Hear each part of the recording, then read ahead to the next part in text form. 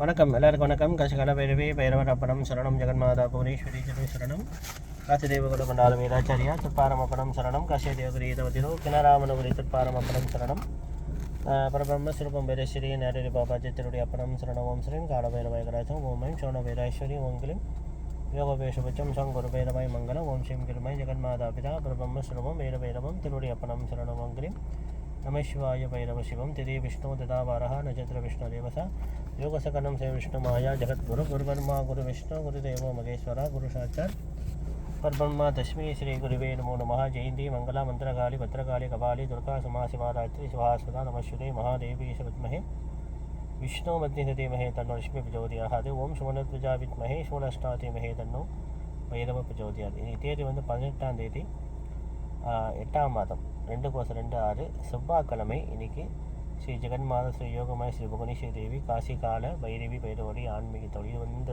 ஆன்மீக தகவல் 166 சதஸ். போன வாட்டி 165வது சதஸ் பேசணும். போன வாட்டி இந்த எளிய முறையில் எல்லாரும் வீட்டுக்கு முன்னால் எப்படி தர்ப்பணம் செய்வது, அதாவது பிரார்த்தனை தர்ப்பணம், அப்புறம்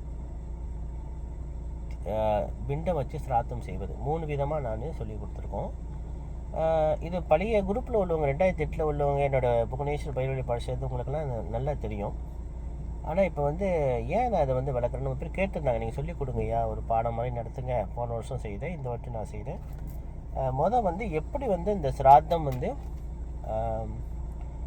எந்த ஒரு பிண்டம் வைக்காமல் தர்ப்பணம் பண்ணாமல் வெறும் பிரார்த்தனை ஒண்டி செய்வது. வீட்டுக்கு முன்னாடி ஒரே காயத்ரி மந்திரம் மட்டும் 108 முறை சொல்லி பிரார்த்தனை, அதாவது விளக்கு ஏற்றி வைத்து நல்ல தீபம் ஏற்றி வச்சு ஒரு வெங்கல விளக்கில் நெய் விளக்கு சைஸில் வீட்டுக்கு முன்னுக்கு, அது எந்த திசையை பார்த்து இருந்தாலும் சரி, அது கணக்கு இல்லை, எந்த திசையை பார்த்தாலும் சரி, சூரியனை பார்த்து, என்ன சூரியன் தான் பித்ருகாரகன், சந்திரன் மாத்ருகாரகன், ஜாதக அடிப்படையும் சரி, ஜோதிட சாஸ்திரமும் சரி.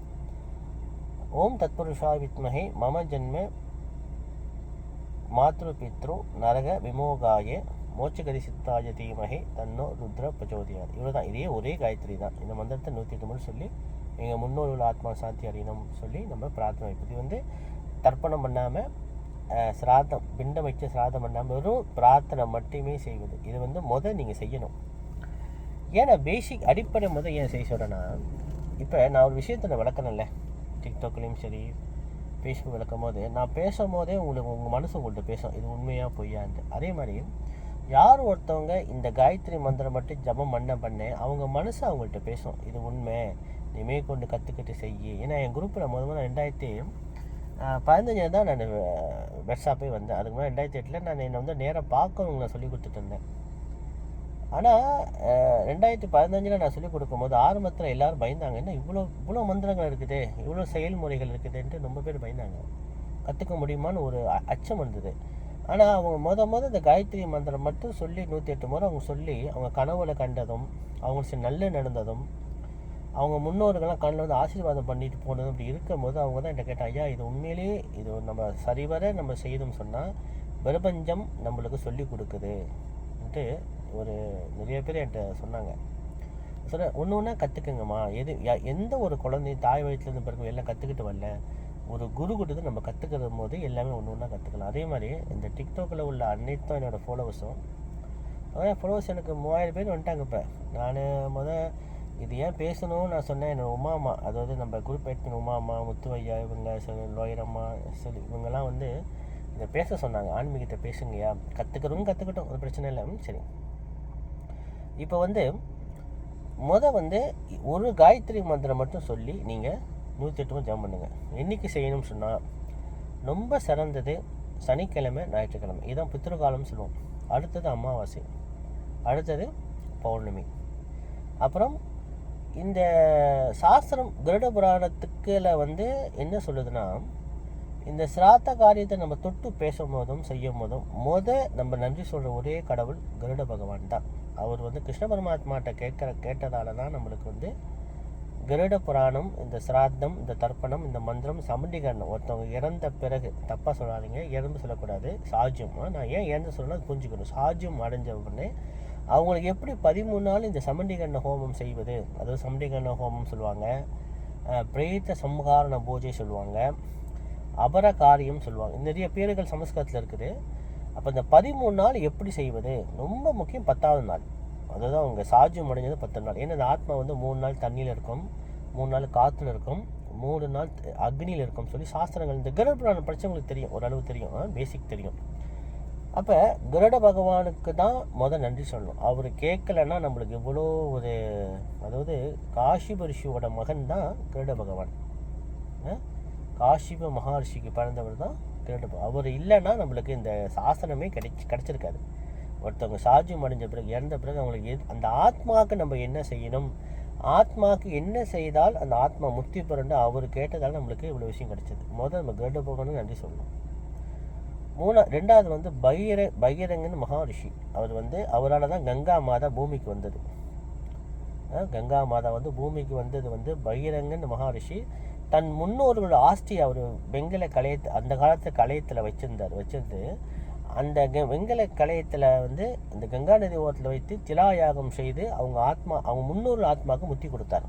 இது வந்து காசி காண்டத்தில் உண்டு. காசி காண்டம் படிச்சிங்கன்னா அந்த பகிரங்கன் வந்து மகா முனிவருக்கு தான் வந்து அரசன், பூமியில் வாழ்ந்த ஒரு அரசன். அவரோட குரு சொல்படி கேட்டு கடும் தவம் இருந்து கங்கா மாதா பூமிக்கு கொண்டு வந்த பாக்கியமும் பெருமையும் அந்த பகிரங்கன் மகரிஷிக்கு தான் நான் சேரணும். அவருக்கும் நன்றி சொல்லணும். கருட பகவான் இப்போ தான் நாக சதுர்த்தியும் கருட பஞ்சமியும் முடிஞ்சு, இப்போ தான் முடிஞ்சு. ரெண்டாவது வந்து மகாவிஷ்ணு பரமாத்மா. அவர் தான் எல்லா ஆத்மாவுக்கும் முத்தி கொடுப்பது. ஆதி வந்து புவனேஸ்வரி பைரவர். அதை பிறகு பார்ப்போம். அது வந்து இதெல்லாம் இங்கே செய்யும் போது அவங்களுக்கு வந்து புவனேஸ்வரி பெருமையும் காலபைரவ பெருமையும் தெரிய வரும். இப்போ வந்து காலபைரவர் எல்லாரும் எதுவும் பேசுகிறாங்க. ஆனால் வருங்காலத்தில் கண்டிப்பாக காலபைரவர் மகத்துவம் கண்டிப்பாக தெரிய வரும். நான் சொன்ன பெயர் எடுத்துக்க மாட்டாங்க, ஆனால் வருங்காலத்தில் கண்டிப்பாக தெரிய வரும். சரி, இப்போ வந்து இன்றைக்கி தேதி வந்து நம்ம வந்து ஆவணி மாதம் வந்து நம்மளுக்கு பிறந்தது. கிரீம் நம சிவாய பைரவ சிவம். ஆவணி 1. இன்றைக்கி வந்து 18ஆம் தேதி ஆவணி 1. போன மாதத்தில் வந்து ஆடி அமாவாசை தான் வந்து ரொம்ப பேர் சொல்லியிருந்தாங்க. சில பேர் வந்து சூரிய கிரகணம் சொல்லியிருந்தாங்க. சூரிய கிரகணம் இல்லை, சந்திர கிரகணம் ஆடி மாதத்தில் இல்லை. இந்த ஜோதிட அன்பர்களுக்கும் ஜோதிட வல்லுநர்களுக்கும் தெரியும். அதாவது இந்த கிரகணம் சம்பவியத்துக்கு 4 கிரகங்கள் தான், நல்லா தெரிஞ்சுக்கணும். ராகு பகவான், கேது பகவான், சூரிய பகவான், சந்திர பகவான். இந்த 4 பேர் சம்பந்தப்பட்டாதான் கிரகணம் சம்பவிக்கும், இல்லைன்னா கிரகணம் சம்பவிக்கவே வைக்காது. அப்போ இந்த ஆண்டு ஆவணி மாதம் தான் கேது பகவான் சிம்ம வீட்லேயும் ராகு பகவான் கும்ப வீட்லேயும் இருக்கார். இப்போ இந்த ஆவணி மாதத்தில் வந்து, ஏன்னா சூரியன் வந்து ஆவணி மாதத்தில் தான் சிம்ம வீட்டில் வந்து உட்காருவார். இப்போ சிம்ம வீட்டில் பிறந்துருச்சு, ஆவணி மாதம் பிறந்துருச்சு. சூரிய பகவான் வந்து கடகத்துலேருந்து சிம்மத்துக்கு வந்து உட்காந்துட்டார். இப்போ ஆவணி மாதம் பிறப்பு. இப்போ ஆவணி மாதத்தில் வர பௌர்ணமியும் ஆவணி மாதம் வர அமாவாசை தான் கிரகணம். ஏன்னா ராகு பகவான் கும்பத்திலையும் கேது பகவான் வந்து சிம்மத்திலையும் இருப்பதால் இந்த சூரிய பகவான் வந்து எப்போ ராகு தொடும் போதும் சந்திர பகவான் வந்து எப்போ வந்து ராகு தொடும் போது இது வந்து பௌர்ணமி யோகம்னு சொல்லுவாங்க. அது என்னைக்கு வருதுன்னு சொன்னால் சாஸ்திர பிரகாரம் 28ஆம் தேதி 8ஆம் மாதம் வெள்ளிக்கிழமை வருது. அதுவும் சதய நட்சத்திரம் அன்னைக்கு. இது வந்து சந்திர கிரகணம். ஆனால் பஞ்சாங்கத்தில் குறிப்பு இல்லை, பஞ்சாங்கத்துலையும் போடலை. ஆனால் இது சம்பவிக்கும். அடுத்தது வந்து அமாவாசை தான் சூரிய கிரகணம். அது எப்போன்னு சொன்னால் 11ஆம் தேதி 9ஆம் மாதம். அதுவும் வந்து அன்றைக்கி வந்து வெள்ளிக்கிழமை. ரெண்டுமே வெள்ளிக்கிழமை ரொம்ப விசேஷம். அதாவது இந்த மாதம் வந்து ஆவணி மாதம் ரொம்ப முக்கியமானது. வந்து 28ஆம் 8ஆம் மாதம் வர பௌர்ணமி வெள்ளிக்கிழமை. 11ஆம் தேதி 9ஆம் மாதம் வர்றதும் அமாவாசை வெள்ளிக்கிழமை. ரொம்ப ரொம்ப விசேஷம். இது வந்து பௌர்ணமி எப்பயுமே சந்திர கிரகணம், அமாவாசை அன்றைக்குமே சூரிய கிரகணம் தான் வரும். இது வந்து சூரியன் வந்து முழுமையாக மறையிறாரா, இல்லை கங்கணம் பாதியாக மறையிறாரா, இல்லை இந்த வட்டம் மட்டும் தெரியுதான்னு ஒரு கணக்கு இருக்குது. ஏன்னா கிரகணம் மொத்தம் 16 வகை பிரியும். அது பிறகு பார்ப்போம். ரொம்ப டீப்பாக போனால் அப்புறம் மக்கள் குழம்பிடுவாங்க.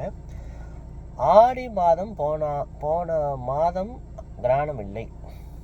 சாஸ்திரத்துக்கு விரோதமாக வந்து யாரும் சொல்லக்கூடாது. சாஸ்திரம் எனக்கு ஒரு விஷயம் தெரிஞ்சுன்னு சொல்லிட்டு போயிடுவேன், தெரிஞ்ச மாதிரி பேச மாட்டேன். இந்த ஆவணி மாதம் போன வாட்டி நான் சொல்லிட்டேன், ஆவணி மாதம் வந்து கிரகணம் வருது. ஆனால் மலேசியா சிங்கப்பூர் தெரியாது. ஆனால் கர்ப்பஸ்திரீகள் ரொம்ப கவனமாக இருக்கும். இப்போ கண்டிப்பாக ரொம்ப பேர் கர்ப்பமாக இருப்பாங்க. இந்த ஆவணி மாதம் வர பௌர்ணமியும் ஆவணி மாதம் வர அமாவாசையும் முக்கால்வாசி அன்றைக்கி சூரியன் ஒளி படாமல் சந்திர ஒளி படாமல் இருப்பது நல்லது. ஆனால் பொதுவாக வந்து கிரகணத்தில் பல குறிப்புகள் இருக்குது. உத்தராட்சம் அணிஞ்சால் கிரகணத்துக்கு பயப்பட தேவையில்லை, உத்தராட்ச மணிக்கு மட்டுமே கிரகணம் கட்டுப்படும், அதுவும் மந்திர ஜபங்கள் பண்ணால் கட்டுப்படும். கம்பளி துணிகள் போத்திக்கலாம். அந்த காலத்தில் வந்து குடிசை எடுக்கும்போது சில பேர் வந்து குடிசை அந்த பண ஓலையில் வந்து கிரகண தோஷம் பாயாதான் அப்படின்னு சில சாஸ்திரங்கள்லாம் போட்டிருக்கு. அது பிறகு பார்ப்போம், ரொம்ப டீப்பாக போகும்.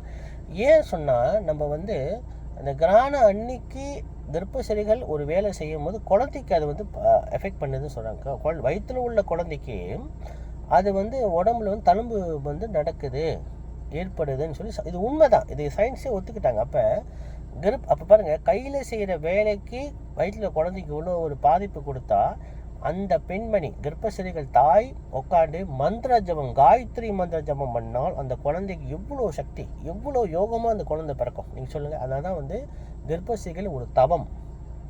கல்யாணத்துக்கு போகக்கூடாது, கரகபட்சத்துக்கு போகக்கூடாது, மலை ஏறக்கூடாது, செடி நடக்கூடாது, இறப்புக்கு போகக்கூடாது, கும்பாசிக்கு போகக்கூடாது, ரதம் பார்க்கக்கூடாது அப்படின்னு நிறைய விதிகள் இருக்காங்க. வீட்டில் உட்காந்து தீபங்கள் ஏற்றி மந்திர ஜபங்கள் செய்யணும்னு சொல்லி சாஸ்திரம் நிறைய வேத புக்குகள் படிக்கணும், புராண புக்குகள் படிக்கணும்னு சொல்லி. ஏன்னா அந்த குழந்தையோட அந்த அந்த பிண்டம், வயிற்றில் இருக்க குழந்தைக்கு பேர் பிண்டமா.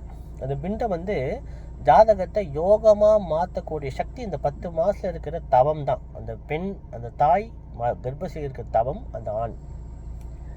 அதனால தான் இந்த கர்ப்பசிரிகள் வந்து கிராம அன்னைக்கு முடிஞ்ச வரை ஆரம்பத்தில் கிராமம் பிடிக்கிறதுக்கு முன்னாடி சாப்பிட்டுட்டு நீங்கள் வந்து மந்திர ஜபம் பண்ண. ஆனால் எனக்கு வந்து மலேசியா சிங்கப்பூர் தெரியல, வெளிநாட்டு எனக்கு தெரியுமா தெரியலன்னு தெரியல.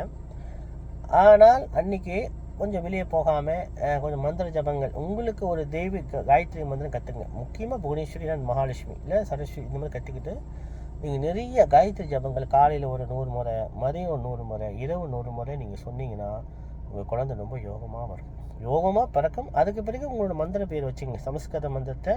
என்னோட பக்தர்களுக்கு அதான் சொல்லுவேன், என்னோட சிஷியர்கள் என்ன வழிபாடு கேட்டு நல்லா வந்தவங்க, உங்களுக்கு இப்போ குழந்தைகள் பாக்கியம் கிடைக்கும் போது இந்த மாதிரி கடைப்பிடிச்சு நிறைய மந்திர ஜபங்கள் பண்ணி உங்களுக்கு யோகமான குழந்தை ஜாதகம் பிறக்கும். நீங்கள் கால பைரவருடைய மந்திரத்தை, அதாவது 1008 மந்திரத்தை ஒரு மந்திரத்தை பேராக அமைங்கன்னு நான் சொல்லி நிறைய பேர் என்னை பின்பற்றுங்க பேர் அப்படி தான் செய்வாங்க. ஏன்னா பலன் பார்த்தவங்க இல்லையா. ஏன்னா பிரபஞ்சத்துக்கு நம்ம ஐக்கியமாகணும். இந்த மந்திரங்கள் ஒன்றி தான் நம்மளையும் பிரபஞ்சம் ஐக்கியமாகுது, அது தொடர்புபடுத்துது. அதனால் கிராணத்தை அன்னைக்கு கண்டிப்பாக எல்லாரும் ஒரு இப்போ வந்து கர்ப்பசிரிகள் இல்லை, மற்றவங்க என்ன செய்யலாம், ஓகே உங்களுக்கு இன்றைக்கி மனிதர்கள் கஷ்டப்படுறது பணம், பொருளாதாரம் இல்லைன்னா மனிதர்கள் ரொம்ப கஷ்டப்படுறாங்க. அப்போ பொருளாதாரத்தை கொடுக்கக்கூடிய மகாசக்தி சுரண பைரவர் காயத்ரி மந்திரம் ஜபம் பண்ணலாம், யாகம் பண்ணலாம். இல்லை ருரு பைரவர் காயத்ரி மந்திரம் சொல்லலாம். ஆனந்த ரூபாய் வித்மஹே டங்கோஷாய் திம்ஹே தன்னோ ருரு பைரவர் பிரஜோதியாது. இது கண்டிப்பாக சொல்லணும். மற்றவங்க இப்போ மற்றவங்க குடும்பவாசிகள் வந்து சில குறிப்பிட்ட பிரச்சனைகள் இருக்கும். நான் ஏற்கனவே சொல்லல, எந்தெந்த அஷ்ட பைரவர் வந்து எந்தெந்த காயத்ரி மந்திரம் எந்தெந்த பிரச்சனைக்கு. ஆனால் ஒரு முறை எல்லா காயத்ரி மந்திரம் 8 அஷ்டபைரவ காயத்ரி மந்திரம் படிச்சிடணும். படிச்சுட்டு குறிப்பாக உங்கள் பிரச்சனைக்கு தகுந்த மாதிரி அந்த பைரவர் காயத்ரி மந்திரம் சொன்னீங்கன்னா பலன் உண்டு. என்றைக்குன்னா வருகின்ற ஆவணி மாதம் வர பௌர்ணமி 28ஆம் 8ஆம் மாதம் வெள்ளிக்கிழமையும் 11ஆம் 9ஆம் மாதம் வர அமாவாசையும் நனு விட்டுறாதீங்க. இது ரொம்ப முக்கியம், ரொம்ப முக்கியம். அடுத்து நான் கிரீ நமசிவாய இந்த கிரானை பற்றி நான் சொல்லிட்டேன். இது போன வருஷம் நிறைய கிரானத்துக்கு நிறைய விளக்கங்கள் கொடுத்துருந்தேன். அது பிறகு ஆனால் நீங்கள் பார்த்துட்டு வாங்க, ஒன்றா வீடியோ பார்த்துட்டு வாங்க. இது 166வது சதஸு. அப்போ இந்த கிரானம் வந்து ஆவணி மாதம் தான் நடக்கும். ஆனால் இது கடைசி ஆவணி மாதத்தில் வர கிரானம். ஏன்னா 11ஆம் தேதி 18ஆம் தேதி 11ஆம் மாதம் ராகு பகவானும் கேது பகவானும் மாற்றம் ஏற்பட்டுருவார், வீடு மாறிடுவாங்க, ராசி வீடு மாறுவாங்க. எப்படின்னா கேது பகவான் கடகராசிக்கும் ராகு பகவான் வந்து மகராசிக்கும் மாறிடுவார். மாறும்போது அடுத்த வருஷம் 2027 ஆடி மாதத்தில் கிரகணம் சம்பவிக்கும். ஆடி மாதம் கிரகணம் கண்டிப்பாக பிறகு நான் சொல்கிறேன், ஒன்றுனா நான் சொல்லிட்டு வரேன், ஏன்னா நீங்கள் தெரிய வரும் இல்லையா. ஏன்னா இப்போ ஜனவரி மாதமே ஒரு கிரகணம் வருது. ஏன்னா இந்த வருஷம் 11ஆம் மாதமே ராகு கேது மாறிடுவாங்க இல்லையா. அப்போ தை மாதத்தில் வந்து சூரியன் சந்திரன் வந்து உட்காரும் போது கிரகணம் சம்பவிக்கிறது. பிறகு நான் விளக்குறேன், எல்லாம் போட்டு பேசினா மக்களுக்கு கொஞ்சம் தடுமாறும், குழப்படி ஏற்படும். அதனால் சொல்கிறேன். சரி, இப்போ வந்து கிரிய நமசிவாய பைரவ சிவம். இந்த ஸ்ராத்த தர்ப்பணத்தை பற்றி நான் போன வாட்டி நான் இந்த மந்திரம் சொல்லி கொடுத்தேன். இப்போ அடுத்த ஆடியோ நான் வந்து மந்திரம் திருப்பி ஸ்டார்ட் பண்ணுறேன். அடுத்த பிண்டங்கள் நான் வந்து ஸ்டார்ட் பண்ணுறேன். இன்றைக்கி வந்து விஷ்ணுபதி புண்ணிய காலம்னா என்ன சில பேர் கேட்டிருந்தாங்க. அது நிறைய வெப்சைட் நிறைய விளக்கங்கள் அது கொடுக்கணும். ஏன்னா பஞ்சாங்க சாஸ்திரத்தில் புண்ணிய காலம்னா என்ன, முகூர்த்த காலம்னா என்னன்னு ஒரு விதி இருக்குது. ரெண்டு காலத்துக்கும் நம்ம செய்கிற பூஜை தான். புண்ணிய காலம்னா என்னன்னா, முன்னோர்களுக்கு நம்ம செய்கிற தர்ப்பணம், சிராத்தம், திலாயாகம், வழிபாடு, இதுக்கு பேர் இறந்து போன முன்னோர்களுக்கு பேர் நம்ம புண்ணிய காலம். முகூர்த்த காலம் என்பது நம்ம செய்கிற கல்யாணம், நம்ம செய்கிற கிரக பிரவேசம், நம்ம ஒரு வீடு வாங்குறது, காடி வாங்குறது, நிலம் வாங்குறது, ஒரு விஷயங்கள், இதெல்லாம் முகூர்த்த காலம். இருக்கிறவங்களுக்கு செய்ய வேண்டிய நேர காலத்தை கணிப்பது முகூர்த்த காலம், முகூர்த்த கால பூஜை. இறந்து போன முன்னோர்கள், அதாவது சாஜி முடிஞ்ச முன்னோர்களுக்கு செய்கிற பூஜைக்கு பேர் புண்ணிய காலம். ஓகே, இந்த புண்ணிய காலம் என்ன அர்த்தம்னா, சூரிய பகவான் 12 மாதம் ராசி மாறுவார். ஏன்னா மொத்தம் 12 மாதம் தான். இந்த 12 மாதம் சூரிய பகவான் மாறிட்டு வருவார். அப்போ ஒரு மாத பிறப்புக்கும் நம்ம இந்த தர்ப்பணம் செய்யணுமா? என்ன தர்ப்பணம் செய்யணும்? முன்னோர்களுக்கு செய்கிற தர்ப்பணம் பண்ணிட்டு சூரிய நமஸ்காரம் பண்ணணும் சொல்லி சாஸ்திரங்கள் சொல்லுது. இப்போ இப்போ 12 மாதம் 12 ராசி. சூரிய பகவான் இந்த 12 3ஆக பிரிக்கணும்.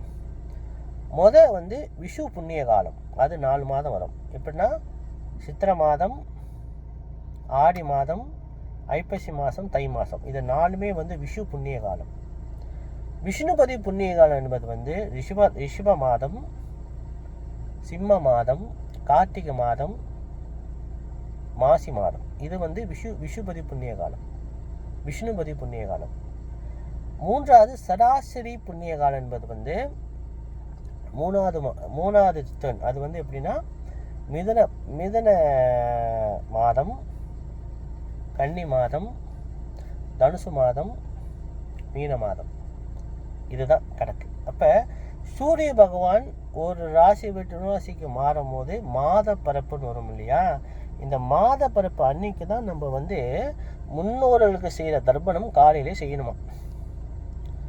தர்ப்பணம் பண்ணிட்ட பிறகு அந்த சூரியன் எப்போ நட்சத்திரம் மாறுறாரோ அது மாறின பிறகு நம்ம முன்னோர்களுக்கு செய்கிற தர்ப்பணம் பண்ணிவிட்டு சூரிய நாராயணன் வழிபாடும் கண்டிப்பாக நம்ம வீட்டில் செய்யணும். ஆனால் முன்னோர்கள் செய்யலாம் வீட்டுக்கு வெளியே செய்யணும். தர்ப்பணம், சாத தர்ப்பணங்கள், பூஜை எல்லாம் வீட்டுக்கு வெளியே செய்யணும். இறைவனுக்கு செய்யணும், வீட்டுக்கு செய்யணும். இதுதான் வித்தியாசம். வேறு ஒன்றுமே இல்லை. இப்போ வச்சுங்களேன், விஷ்ணுபதி புண்ணிய காலம் ஆவணி மாதம் விஷ்ணுபதி புண்ணிய காலம். ஏன்னா ஆவணி மாதம் சாரா மாதம், ஸ்தீர மாதம், உபய மாதம், 3 மாதங்கள் பிடிக்குது. ஜோதிட சாஸ்திரம் ஓரளவுக்கு தெரிஞ்சவங்க அது விளங்கும். மற்றவங்க போது குழம்பிடுவாங்க, ஏன்னா அதை போட்டு குழப்ப தெரியாத பாஷெல்லாம் பேசுகிறான்னு சொல்லி வச்சுக்குவாங்க. ஓகே, விஷ்ணுபதி புண்ணிய காலம் ஆவணி மாதத்தில் வரும். அடுத்தது கார்த்திகை மாதம் வரும். அப்புறம் மாசி மாதம் வரும். 4 மாதம் தான் வரும் விஷ்ணுபதி காலம். விஷ்ணுபதி புண்ணிய காலத்தை பற்றி தான் எல்லாம் பேசுகிறாங்க தவிர விஷு புண்ணிய காலம்னு ஒன்று இருக்குது, சராசரி புண்ணிய காலம் ஒன்று இருக்குது. அது 12 மாதத்துக்கும் 12 மாத பிறப்புக்கும் நம்ம பூஜை பண்ணணுமா. நம்ம சிராத்தம், முன்னோர்கள் செய்கிற வழிபாடும் செய்யணும். நம்ம பூஜைகளும், நம்ம சூரியநாராயண பூஜை, ஏன்னா சூரியன் தான் கண்கண்ட கடவுள். நம்ம என்ன தான் நம்ம வைணவம், சைவம், சாக்தம், கணாபத்தியம், கௌரவம் இப்படி இருந்தாலும் நம்ம கண்ணுக்கு செய்கிற ஒரே கடவுள் சூரியன் தான். அது சூரியன் எல்லாத்துக்கும் குலதெய்வம், பித்ருகாரகன்னு சொல்கிறாங்க. அவரை வழிபாடு கண்டிப்பாக எல்லாருமே செய்யணும் சாஸ்திரம். அப்போ இந்த சூரியன் நட்சத்திரங்கள் இந்த ராசிக்கு நட்சத்திரம் ஒரு கார்டு எடுத்து வைக்கும் போது முன்னோர்கள் செய்கிற வழிபாடான சிராத்தமும் தர்ப்பணமும் கண்டிப்பாக செய்யணும். இப்போ வச்சுக்கங்களேன், இப்போ இந்த கருட புராணத்தில் ஒரு குறிப்பு இருக்கும். யாரோட தந்தை சாஜியம் அடைஞ்சிட்டாங்கன்னா அவங்களுக்கோட ஆண் பிள்ளைங்களும் பெண் பிள்ளைங்களும் கண்டிப்பாக வாரத்துக்கு ஒரு முறை ஸ்தீர வாரம் அன்னைக்கு சிராதம் பண்ணணும். எப்படின்னா சனிக்கிழமையாக சிராதம் பண்ணணுமா, ஞாயிற்றுக்கிழமையாவது செய்யணுமா, அப்படி இல்லைன்னா அம்மாவாசை அன்னைக்காவது செய்யணுமா. அதாவது ஒரு தாய் தந்தையர் சாஜி மனித இறந்துட்டாங்கன்னா. அப்போ அந்த கால பெண்கள் வீட்டு விட்டு ரொம்ப வெளியே வர மாட்டாங்க, பயம் இருக்கும், பிரச்சனைகள் ரொம்ப இருக்கும், பொருளாதார பிரச்சனையால் வசதி வாய்ப்புலாம் இல்லை. ஆண்கள் தான் ரொம்ப வெளியே தைரியம். அப்போ ஆண்களுக்கு தான் இந்த பூஜைகள்லாம் எழுதப்பட்டு நினைக்காதீங்க. பெண்களுக்கும் செய்யலாம் சிராதம், பெண்களும் செய்யலாம். ஆனால் பெண்கள் பாதுகாக்க சொன்னாங்களே தவிர ஒதுக்கப்பட்டுட்டாங்க. அது நடைமுறை வாழ்க்கையில் பெண்களை ஒதுக்கி வச்சுட்டாங்க. ஆனால் சாஸ்திரங்கள் ஒதுக்கலை, சாஸ்திரங்கள் செய்யக்கூடாதுன்னு சொல்லலை. அந்த கால வசதிக்கு ஏற்ற மாதிரி பூஜைகள் புனஸ்காரம் நடைபெற்றது. அப்போ ஆண்களுக்கு தான் ரொம்ப முக்கியத்துவம் கொடுத்தாங்க அந்த காலத்தில். சரியா? அதனால் ஒரு தாய் தந்தையை சாஜு மணிஞ்சிட்டா அந்த தாயோட ஆண் பிள்ளையும் பெண் பிள்ளையும் தந்தையோட ஆண் பிள்ளையும் இறந்த பிறகு அந்த பிள்ளைங்க கண்டிப்பாக மாதத்துக்கு கண்டிப்பாக அவங்க ஒரு திருப்ப பிள்ளை இருக்கிற அளவுக்கு தொம்பு இருக்கிற வரைக்கும் முன்னோர்களுக்கு தர்ப்பணம் பண்ணணும்னு சாஸ்திரங்கள் சொல்லுது. அந்த சொல் எப்படி ஆயிடுச்சுன்னா, அப்பா இறந்த பிறகு தான் மகன் மட்டும்தான் சிராத்தம் பண்ணணும்னு அப்படி ஒரு சொல் வந்துருச்சு. ஆனால் அவங்க என்ன சொன்னாங்கன்னா, சாஸ்திரங்கள் என்ன சொல்லுதுன்னா, ஒரு தாய் தந்தையர் இறந்த பெண் சாஜு அடைஞ்ச பிறகு அவங்க பிள்ளைங்க கண்டிப்பாக மாதத்துக்கு ஒரு முறை அமாவாசைக்காவது தர்ப்பணம் பண்ணணும் சொல்கிற சொல் மாறி போய் அப்பா இறந்து போன பிறகு மகன் செய்யணும் சொல்லிட்டு ஒரு சொந்தமாக மாறிக்கிடுச்சு. வழக்கத்தில் அந்த சொல் மாறி போயிடுச்சு. வழக்கத்தில் சொல் மாறி போச்சு. அது பிறகு மக்கள் அதை புரிஞ்சுக்குவாங்க. சரி, அதனால் இந்த ஆண்டு இந்த மாதம் வர ஆவணி மாதம் ரொம்ப விசேஷம். கிரி நமசிவாய பைரவ சிவம். இந்த வர அமாவாசையும் பவனையும் நடுவு பெற்றாதீங்க. நிறைய மந்திர ஜபங்கள் பண்ணுங்க அன்றைக்கி. ஆனால் இப்போலேருந்து பண்ணிட்டு வாங்க. உங்களுக்கு தானே யோகம். மந்திரம் எவ்வளோ சொல்கிறீங்களோ உங்களுக்கு விசேஷம். அதான் ஒருத்தர்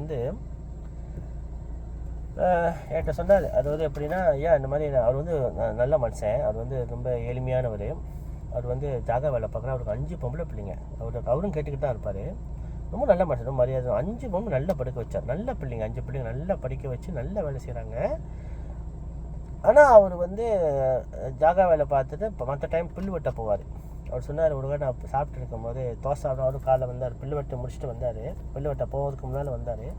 ஐயா ஒரு விஷயம் கேட்கணும் ஐயா, எனக்கு இந்த 12 ஜோதிலிங்கத்தை போய் பார்க்கணும் எனக்கு ஆசை. ஆனால் என் பிள்ளைங்க இப்போ நல்லா இருக்கேன், நல்ல வயசு நல்லா இருக்காங்க. அவங்க காசு போட்டு எனக்கு அனுப்புகிறான்னு எனக்கு அது இஷ்டம் இல்லை.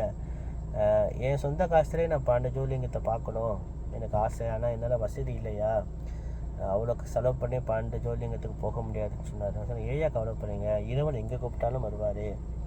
நாங்கள் பைரவ மகா யாகம் பண்ணும் போது இந்த ஹோம பிரசாதம் சொல்லி சிவலிங்கம் காசிலேருந்து வாங்கிட்டு வந்து 1 இன்ச்சு சிவலிங்கம் நான் எடுத்து வந்திருக்கோம்.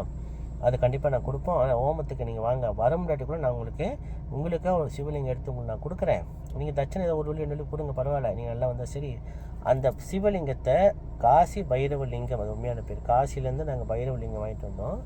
அந்த பைரவலிங்கத்தை வீட்டில் வைத்து தட்டில் தீர்த்த கரண்டி ஒன்று எடுத்துக்கோங்க, செம்பில் செய்யப்பட்டது. அது கடையில் விற்கும். 5 வழி 10 வழி வாங்கி, இல்லைன்னா வலம்புரி சங்காது வாங்கிங்க. அந்த பைரவலிங்கத்துக்கு நீங்கள் டெய்லி 1008 அபிஷேகம் பண்ணுங்கள். என்ன மந்திரம்னா, ஓம் தத்புருஷாய வித்மஹே மகாதேவாய தீமஹே தன்னோ ருத்ர பிரச்சோதயாத். இது நீங்கள் 1008 வாட்டி சொல்லுங்கள். 10,008 தாண்டின பிறகு நீங்கள் 12 ஜோதிலிங்கம் தரிசனம் பண்ண பாக்கி உங்களுக்கு கிடச்சிருயான்னு சொன்னேன். சரியாண்ணா, சரி. ஏன்னா அவர் ஏற்கனவே நான் சொன்ன சில பதிகங்கள்லாம் கேட்டு பலன் பார்த்தவர். அதனால் என்னை கண்டிப்பாக நம்பி செய்வார். என்ன என் மேலே கொஞ்சம் மரியாதை உண்டு. ஏன்னா சில கஷ்டப்படும் போது சில மந்திரம் சொல்லி கொடுத்து செய்து பலன் பார்த்தவர். உண்மையாக இந்த சம்பவம் பொய் இல்லை, பைரவருக்கு தெரியும். நான் சொன்னேன், இங்கே தான் சிவன் சொல்லுவாங்க. காசியில் வட இந்தியாவில் மகா கால பைரவர் தான் சொல்லுவாங்க. சிவன் சொல்ல மாட்டாங்க. சிவலிங்கத்தெல்லாம் மகா பைரவர் தான் சொல்லுவாங்க. பைரவர் வேறு, சிவலிங்கம் வேறு இல்லை. சிவன் 2 பேரும் ஒன்று தான். நீங்கள் நம்பிக்கை அந்த பைரவ லிங்கத்துக்கு வச்சு நீங்கள் இந்த அபிஷேகம் பண்ணுங்கன்னு சொன்னேன். சொல்லிக்கிட்டே இருந்தார். அப்புறம் 1 மாதம் அவரை பார்க்கல. இப்போ திடீர்னு சந்திச்சார். ஐயா ஒரு விஷயத்த சொல்லணும், நான் 10,050 தாண்டின பிறகு என் கனவுல ஒரு கனவு கண்டேன். பெரிய ஒரு மலையில் பெரிய லிங்கம் ஜெகதோதியாக தெரியுது, என் கண்ணால் பார்த்தேன். சொன்னேன், பைரவர் ஆசீர்வாதம் உங்களுக்கு கிடச்சிருச்சு. நீங்கள் தொடர்ந்து தினந்தோறும் 1008 சோடு செய்ய வேணாம், 108 செஞ்சாலும் போதும். வருஷத்துக்கு ஏற்ற மாதிரி செஞ்சுட்டு வாங்கயா. உங்களுக்கு 12 ஜோதிலிங்கம் கிடைச்ச பலன் நீங்கள் இங்கேருந்தே இறைவனை கும்பிட்டு கிடைக்கும். உங்கள் மனசு தான் காரணம். இறைவன் பிரபஞ்சத்தில் கலந்துருக்கார். நம்ம அவரை இழுத்துக்கணும், மந்திரங்கள் சொல்லி அந்த ஆக்ருஷ்ண சக்தி இழுத்துக்கணும். இல்லை உண்மையான இந்த சம்பவங்கள். அதாவது நம்ம இறைவனை மனதால் பிரார்த்தனை பண்ணி கூப்பிட்டா வருவார். நம்ம முன்னோர்களுக்கு முறைப்படி பிண்டம் ஆண்கள் தான் கொடுக்கணும், பெண்களுக்கு கொடுக்கணும். ஏற்றுக்க மாட்டாங்களா? பெண்களும் கொடுத்தா ஏற்றுக்கணும். உங்கள் அப்பா அம்மாவுக்கு நீங்கள் பிண்டம் கொடுக்கறதுக்கும் சாத்தம் பண்ணுறதுக்கும் இன்னொருத்தன் பேச்சு கேட்காதீங்க. உங்கள் அப்பா அம்மாவுக்கு நீங்கள் உங்களை பெற்று வளர்த்த அப்பா அம்மா இறந்துட்டாங்கன்னா உங்கள் முன்னோர்களுக்கு நீங்கள் பிண்டம் கொடுத்தா உங்கள் ரத்த சம்பந்தம் நீங்கள் கூப்பிட்டா வருவாங்க. அதை முறைப்படி மந்திர ஜபங்கள் தமிழ் மந்திரம் கற்றுக்கிட்டு அழகாக செய்யுங்க. தர்ப்பணங்கள் படியெல்லாம் வேணாம், அது நம்பிக்கை. அது இதெல்லாம் தெரியாதவங்க ஏதோ அப்படியாவது படியில் போட்டு முன்னூறு சாப்பிட்றவங்க நம்பிக்கை தானே, அது அவங்க நம்பிக்கை செஞ்சுட்டு போகிறாங்க. ஆனால் அவங்களுக்கு ஒரு கால நேரம் வரும் மாறும். நம்ம முறைப்படி ரிஷிகள் இப்படி சொல்லி செஞ்சு பார்ப்போம், இதுதான் உண்மையான முறைன்னு மாறும் போது அவங்க மாறிக்குவாங்க. இப்போ எல்லாத்தையும் மாற்ற முடியாது, அவங்க மனசு அவங்கள மாற்றும். அதுதான் கடவுள். நம்ம மனதில் உள்ளுக்கு உள்ள கடவுள் மனது உள்ளுக்கு இருதய கமலத்தில் இருக்கார் இல்லையா? இருதயம் என்பது தாமிரப்பூ. அந்த கமலத்துள்ளுக்கு இறைவன் இருக்கார். நம்ம அதை உணரணும். எப்படி உணரணும்? மந்திர ஜபத்தால் தான் உணர முடியும். அப்போ அந்த வயசான அந்த தந்தை, அப்போ அவருக்கு 60 வயசு இருக்குன்னு நினைக்கிறேன், அவர் ரொம்ப சந்தோஷப்பட்டார். ஐயா ரொம்ப நன்றி, நான் எனக்கு ஒண்டி நான் வேண்டலை, என்னோட குருவான நீங்கள் என்னை சொல்லிக் கொடுத்த நீங்கள் நல்லா இருக்கும்னு நான் வேண்டேன். ரொம்ப சந்தோஷம். அவங்க மாதிரி வயசானவங்க வாழ்த்தினா ரொம்ப நல்லா இருப்பேன்னு நான் வாழ்த்தினேன், சந்தோஷப்பட்டேன். அதே மாதிரி நம்ம செய்கிற பூஜையும் நம்ம செய்கிற சிராத்தமும் என்றைக்குமே வீணாகாது, என்றைக்குமே வீணாகாது. ஓம் கிரீம் நம சிவாய பைரவ சிவாய. நம்ம நம்மளுக்கு நம்ம உண்மையாக இருக்கணும். 2வது நம்ம சொல்லிக் கொடுத்த குருக்கு உண்மையாக இருக்கணும். 3வது பிரபஞ்சத்துக்கு நம்ம உண்மையாக இருக்கணும். உலகத்தில் அவங்க வேலையை அவங்க ஒழுங்காக செஞ்சால் உலகத்தில் எந்த பிரச்சனையும் வராது. உலகம் நல்லாயிருக்கும், இயற்கை நல்லாயிருக்கும். கிரீம் நம சிவாய பைரவ சிவம். 2வது இந்த ஆவணி மாதத்தில் வர, அதாவது சுவாதி நட்சத்திரம் என்றைக்கு வருது? நாளைக்கு வருது. அதாவது 19ஆம் தேதி புதன்கிழமை சப்தமி தேதி சுவாதி நட்சத்திரம் வருது. அன்றைக்கி வீட்டில் மகாலட்சுமி பூஜையும் புவனேஸ்வரி அம்பாள் பூஜையும் சுரண பைரவ பூஜையும் பண்ணுங்க, ரொம்ப விசேஷம். 2வது சுவாதிக்கு அடுத்து நம்ம முக்கியத்துவம் பரணி நட்சத்திரம். அந்த பரணி நட்சத்திரம் 2ஆம் தேதி 9ஆம் மாதம் புதன்கிழமையும் வருது. பாருங்க விசேஷம் பாருங்கள், பௌர்ணமியும் அமாவாசையும் வெள்ளிக்கிழமை வருது. இந்த சுவாதி நட்சத்திரமும் பரணி நட்சத்திரமும் புதன்கிழமை வருது. இதுதான் இந்த ஆவணி மாதத்தோட மகத்துவம். கிரிய நமசிவாய பேரும் முடிஞ்சது ஜம்மன். 2வது இந்த ஆவணி மாதத்தில் வர ஓணம் பண்டிகை தான் புவனேஸ்வரி அம்பாளோட ஜெயந்தி. இது மட்டும் நல்லா விட்டுறாதீங்க. இந்த ஓணம் பண்டிகை என்னைக்கு வருது சொன்னால், அதாவது 12ஆம் தேதி 9ஆம் மாதம். அதாவது எப்படி சொன்னால், ஓணம் பண்டிகை 26ஆம் தேதி 8ஆம் மாதம் புதன்கிழமை திருவோண நட்சத்திரம் அன்னைக்கு தான் புவனேஸ்வரி அம்பாளோட ஜெயந்தி. புவனேஸ்வரி உபாசகர் மலேசியாவில் ரொம்ப இல்லை, 2 பேர் தான் இருக்கும். நான் இன்னொருத்தர் இருக்கார், அவர் யாருன்னு சொல்ல வேணாம், ஏன்னா அவர்கிட்ட அனுமதி வாங்க பேர் சொல்லக்கூடாது. அப்போ இந்த புவனேஸ்வரி அம்பாள் ஜெயந்தி திருவோண நட்சத்திரம் 26ஆம் தேதி 8ஆம் மாதம், அதுவும் புதன்கிழமை திருவோண நட்சத்திரம் வருது. அன்னைக்கு தான் புவனேஸ்வரி அம்பாளோட ஜெயந்தி. அன்றைக்கி புவனேஸ்வரி ஜெயந்தி, புவனேஸ்வரி ஹோமங்கள்லாம் செய்யணும். ஏன்னா அதான் திருவோணம் அதாவது ஓணம் பண்டிகை மலையாளி கொண்டாடுவாங்க பார்த்தீங்களா, அன்னைக்கு தான் புவனேஸ்வரி அம்பாளோட ஜெயந்தி. இந்த புவனேஸ்வரி உபாசகர் உள்ளவங்க அத்தனை பேரும் லலிதா பரமேஸ்வரி உபாசனை பெற்றவங்க, ஸ்ரீவித்யா உபாசனை பெற்றவங்களாம் அன்றைக்கி விசேஷமான பூஜைகள் ஹோமங்கள்லாம் செய்வாங்க. தனிப்பட்ட முறையில் மக்கள் கும்புன்னு ஆசைப்பட்டால் நீங்கள் வீட்டில் குத்துவிளக்கு ஏற்றி வச்சு வீட்டில் செய்யலாம். கோயிலில் போய் அம்பாள் மாரியம்மனை புவனேஸ்வரி வச்சு விளக்கு ஏற்றுங்க, பூசணிக்காய் விளக்கு ஏற்றுங்க, தேங்காய் விளக்கு ஏற்றுங்க, இல்லை மாவு விளக்கு ஏற்றுங்க. காளி மாதா கோயில் பக்கம் தான் அந்த காளி மாதா புவனேஸ்வரி வச்சு விளக்கு ஏற்றுங்க. சில கோயிலில் முத்துமாரியம்மன் முத்துமாரியம்மனை ஒரு புவனேஸ்வரி வச்சு கும்பிடுங்க. காட்டேரி அம்பாள் இருப்பாங்க, அந்த அம்பாள் புவனேஸ்வரி வச்சு கும்பிடுங்க. அப்புறம் வாராகி தேவி இருப்பாங்க கோயில். எந்த அம்பாலோ, துர்கை அம்மனோ, காளியோ, பிரத்திங்கராவோ எல்லாம் புவனேஸ்வரி தான் தாய். அப்போ இந்த திருவோணம் பூஜையை, ஓணம் பண்டிகை விட்டுறாதீங்க. கிரீம் நம சிவாய பைரவ சிவம். இன்னைக்கு தேதி 18ஆம் தேதி 8ஆம் மாதம் 2 166வது சதஸ் வீடியோ. காசிகால பைரவி பைரப்ப சரணம் ஜெகன்மாதா புவனேஸ்வரி திருசங்கரீம் நம சிவாய பைரவ சிவம்.